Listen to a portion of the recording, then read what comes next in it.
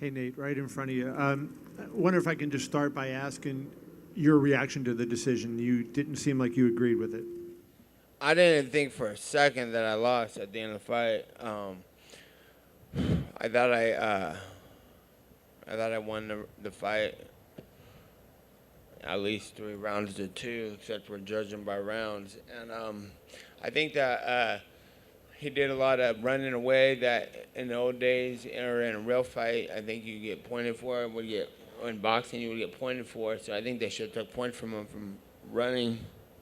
And I think if I wasn't bringing the action, it would have been less of a fight. So I didn't think that, for sure, I didn't think I lost for a second until it was over. I mean, until they said so. In the first 2 rounds, he was having some success with his with the kicks and then striking with you. What was causing you trouble with that? Like about a month out, I got some injuries. I hurt my knee and I wasn't able to do jiu-jitsu for like ever since a month ago. And then about 2 weeks in, I was just sparring from when I hurt my knee. I was just boxing, a lot of boxing, trying to recover my knee. And then I got hit by my training partner, Alan Sanchez. He's a pro boxer. He's ranked like number 10 or number 7 in the nation. I got hit in the rib, and it really tweaked me out of order. And I had to stop sparring about 2.5 weeks ago. So this was probably worse than the last fight. I was all I was pretty much doing for this fight was running and riding a bike and shadow boxing. But so I had some plans, and I had a lot of plans for this fight, but I had to like kind of backtrack on those plans, protecting some injuries. In the third round, you heard him. One of the judges scored a 10-8 for you. How did you turn the tide of the fight when he knocked you down 3 times in the first 2 rounds and was doing fairly well? What turned it around for you in the third round? I knew he was gonna have success earlier. I told myself again, I was like, don't turn it up till later in the rounds, because I was just like I suspected. I didn't thought he was gonna slow down and I was gonna speed up. So I was letting him get his little things off and try to make him do some stuff. And so I stepped on the gas in the third a little more than earlier. Nate, what was the difference in Conor tonight from the first fight? He was prepared to go the distance. He said he was going to come in and come forward and stomp me down or walk me down and put his same pressure and do the same things as usual. And I thought that was a little strategy to make me think that. And he was going to spread it out a little, and he did. He spread it out a little bit. And he was trying to keep you at bay from trying to take him down and do your jiu-jitsu too.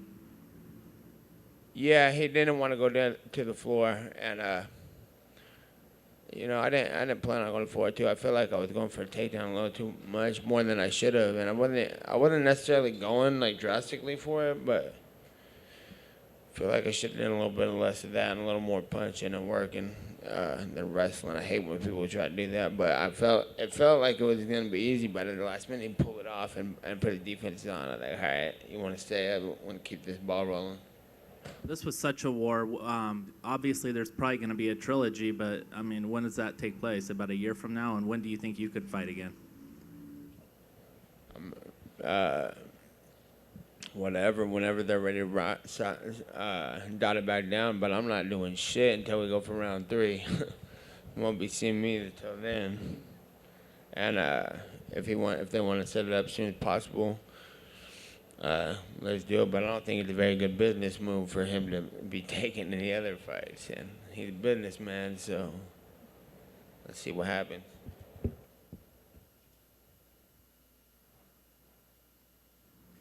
Nate, both of you are obviously interested in doing this again, but Conor was clear that he wanted you to come down to 155 for a third time. What are your thoughts about doing that? I've been a lightweight the whole time. I think I walked into the cage tonight at Probably 177, 76, 75 probably. Fuck, maybe lighter. I believe that, yeah, hell yeah. That's why I wanted this fight at, so I could have a six-pack. You know you want to be in a picture with a six-pack.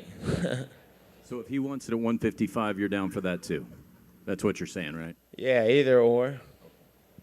Let me ask you about his takedown defense, because you got a takedown on him at near the end of the fight, but he was able to defend some other ones, and that's been kind of an open criticism about him, or maybe an unanswered question. From your grappling background, how did you gauge his takedown defense against what you were trying to accomplish? I wasn't really pushing too hard for the takedown, you know. I was just in a position to not. I don't want Jake and Gilbert watching me like, why don't you dip this guy when you had the chance? But, you know, so I was giving a little attempts. But I don't sit there and work on the takedown that hard, because I usually go with the path of least resistance, you know. I'm like, when we're here to we're here to go on a run, or we're here to lift weights, you know. I'm here for throw some punches rather than try to get in a wrestling match. Just one more, if I could. In the third round, of course, that was the 10-8 round one judge gave you on the scorecards. That also seemed to be where Conor's energy level and the power in his punches really dipped. I mean, from your read inside the cage, was that your gauge of it as well, that the starch had gone out of his punches at that point? No, I think I just got warmed up, too. And usually about that time, he died out the last time, and I picked up. So I was on and off the gas a little bit more after that mark, I think.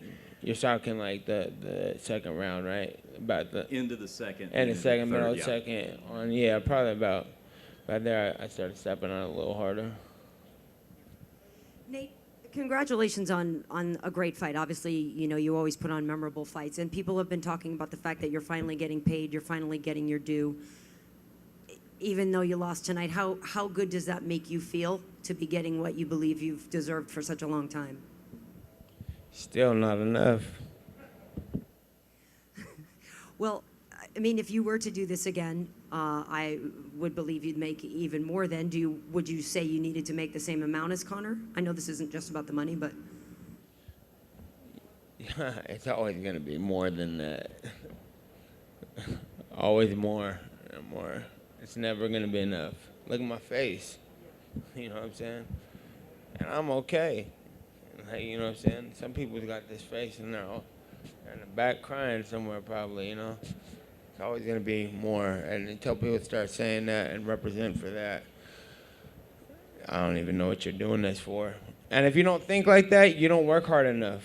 You know what I'm saying? So it's like, if I put it on the line, I could either have been here or I could have been, you know what I'm saying, a retired fighter coaching new fighters, you know?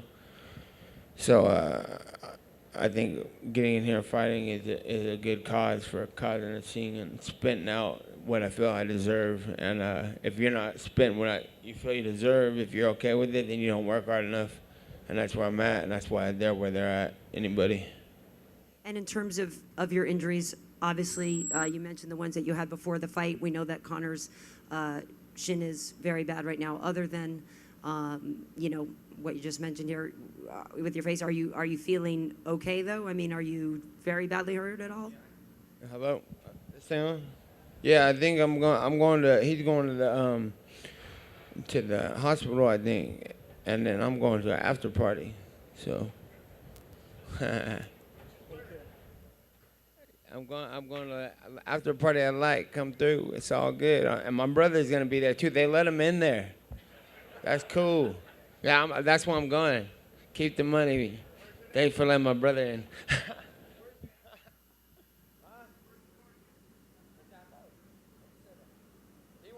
He wants to go to a party, huh? This motherfucker's ready. Nate, you said before the fight that... Hey, I thought Ariel Hawani got fired. What? Who let you in here? Surprise, surprise. I'm just kidding. You said before the fight that they better hope you don't win because a lot of change is coming. You didn't win officially. You thought you won. Is change still coming? Oh, I won. Change is happening right now. Like I said, like, if you want to be successful in this business, and if you want to do good in this business, you don't have to follow the leader. You know what I'm saying? And if you're gonna say that somebody else is the leader, you got it wrong thing. Come and look at Conor. What did Conor do for this fight? He did exactly what I told his ass to do. He hopped on a bike, the little amateur style. He didn't have no clips. He didn't have no helmet. That's not how you ride, but he tried. And he hired all top 10 people to come in from wherever. I don't know where them gimpy ass boxers he had came from. And then that jiu-jitsu coach he's got, I'm gonna get that motherfucker, man. That guy's on my hit list. This is America, and he's over there representing with them. And then he wants to try to look up at a press conference like he's hard. That's the reason that fool all got rushed at the press conference too, is because they rolled in making it seem like we're the hardest shit in town. But I had too many people, riders with me already. I'm like, you guys aren't coming, so that's why otherwise we had a good press conference. But they walked in like they were the shit to steal the show. And I don't know, I'm gonna get off topic, but fuck them. But what I was saying was, he followed the leader, man. He hired these people, and that was a good job. You know what I'm saying? But who taught you how to do that? Your sensei here, man. It's like, follow the leader as far as the martial artist. Follow the leader as far as the businessman. Like, if you think that I'm tripping and just talking on my ass, then you're obviously not that bright.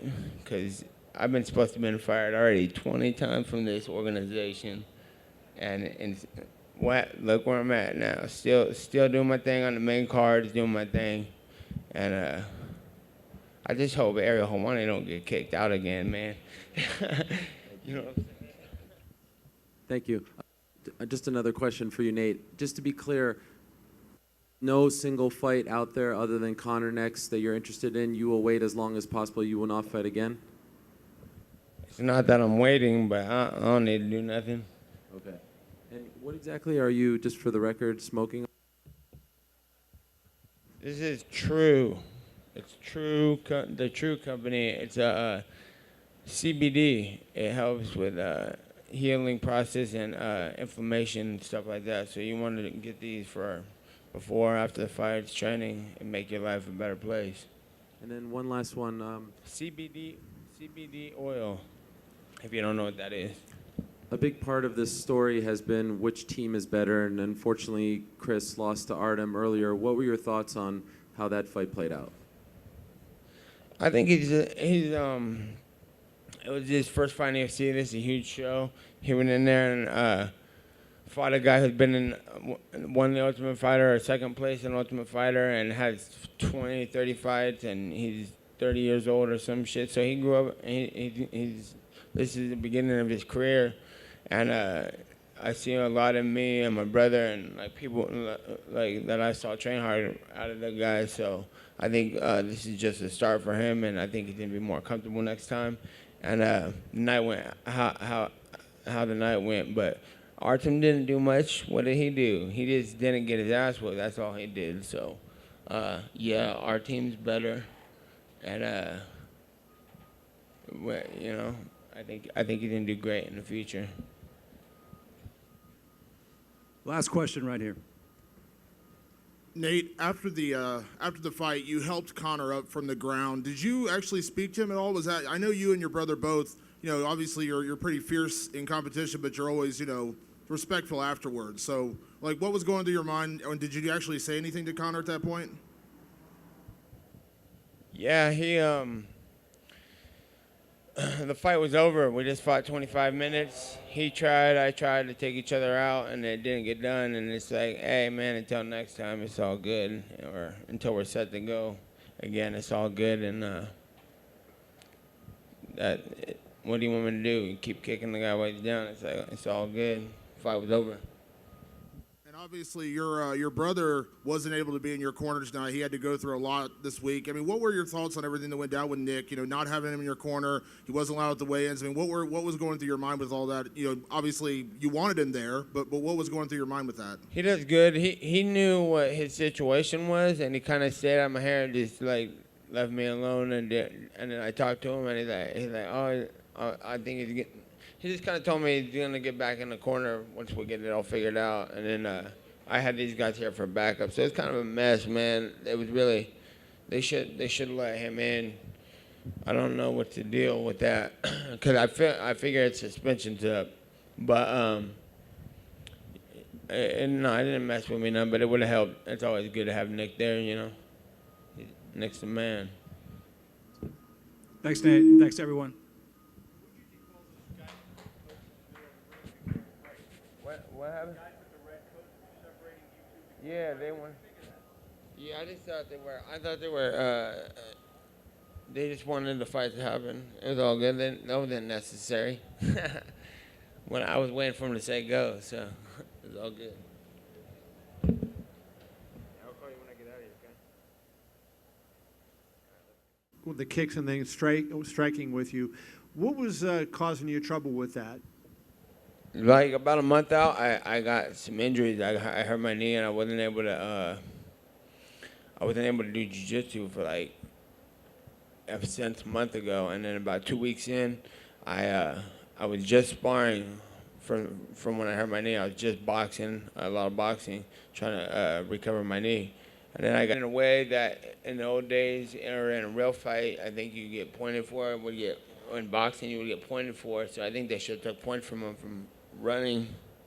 And I think if I wasn't bringing the action, it would have been less of a fight. So I didn't think that, for sure, I didn't think I lost for a second until it was over.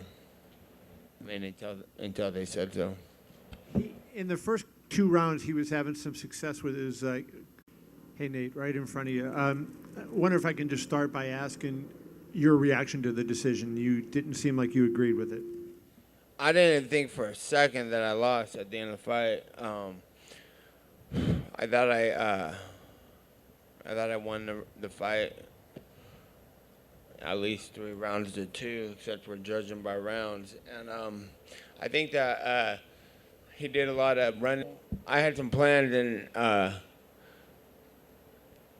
had a lot of plans for this fight, but I had to like kind of backtrack on those plans, protecting some injuries. In the 3rd round, you heard him. One of the judges scored a 10-8 for you. How did you turn the tide of the fight when he knocked you down 3 times in the first 2 rounds and was doing fairly well? What turned it around? I hit by my training partner, Alan Sanchez. He's a pro boxer. He's ranked like number 10 or number 7 in the nation. I got hit in a rib, and it really tweaked me out of order. And I had to stop sparring about 2.5 weeks ago. So this was probably worse than the last fight. I was all I was pretty much doing for this fight was running and riding a bike and shadow boxing. But so